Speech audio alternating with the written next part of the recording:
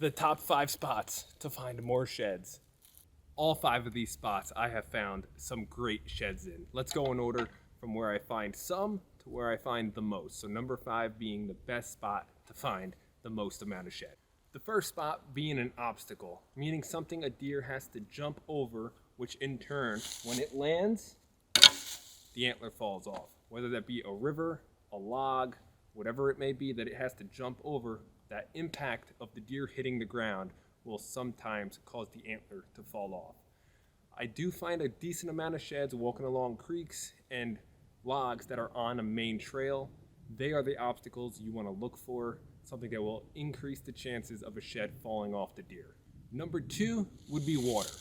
Water is something essential deer need every single day to survive, and they will always have water within the vicinity of where a deer hangs out throughout the winter months. They need water to survive, so where they go every single day to drink water may be a place you find some sheds. A water source isn't a very high source of my shed findings unless it is a travel obstacle of them jumping over, but it is a place you do want to check out if you looked everywhere else and you haven't found anything. Check the water sources. Walk along the rivers, walk around the lakes, and it may be something that it is a travel obstacle, but the water sources alone sometimes do have some decent amount of shed antlers. Now we're getting into the meat of where I find the most amount of my sheds. Number 3 would be food. Food, again, they need every single day to survive, and during the winter months is where the tail end of the winter month is where deer normally will shed their antlers, late winter, early spring. Winter, they are focused on food. They need food to survive. They need to fatten up to get them through the winter when the food is scarce. So where they spend a very large amount of their time is where you're going to find a lot of sheds. Check the food, whether it be a corn pile, alfalfa fields, clover fields, acorn flats, the shrub tips, the stem count. Depending where you are in the country, the food source is going to change, and depending where you are in a given state, the food source is going to change. So find where they spend the most amount of their time feeding, and that's going to be a very high percentage spot for you to find a good amount of sheds, or your first shed. Check out the mass on this one. Just a very heavy antler. Let's get into number 4. Number 4, I find, again, a very large amount of my shed antlers in this specific spot, and that would be the bedding area. Number 2 of what they need every single day and what they do during the late winter months, they go from bedding to food.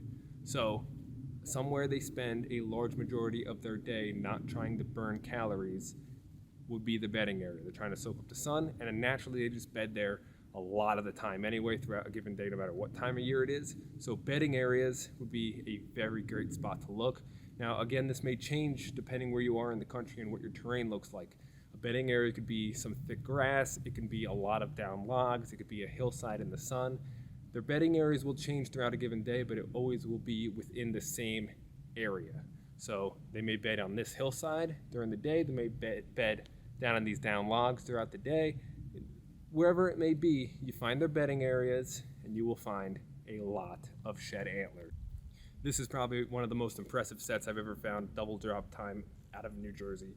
Just an absolute crazy looking deer, double drops, that's wild. But let's get into number 5, the best spot I find the most amount of my shed antlers. That would be the travel corridors, spots that connect bedding to food.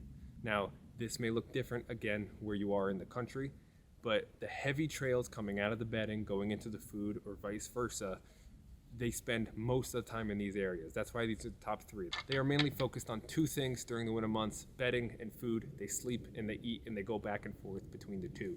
So obviously these areas will hold the most amount of sheds where they spend most amount of the time. So the travel corridors, spots with obstacles in between them, that's where you're going to find the most amount of shed antlers. Don't make the mistake of walking a bunch of dead woods trying to find an antler. That is just a lot of dead walking. You're going to walk 100 miles and maybe find 1 or 2. Focus on the thicker areas of the bedding, connecting to the food, the heavy trails. They will show themselves, and you're going to have the best shed season of your life. If you're interested in anything you've seen in this video, like this bino pack that I have on right now, magnetic, this thing goes on me every time I step in the woods. Check out the link in the description.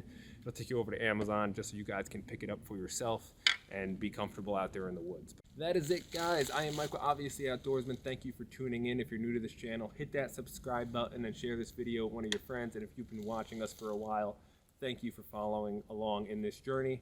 And I hope you guys find the most amount of sheds you've ever found, or your biggest antler, or your first antler. That's it, guys. I am Mike. Stay stealthy.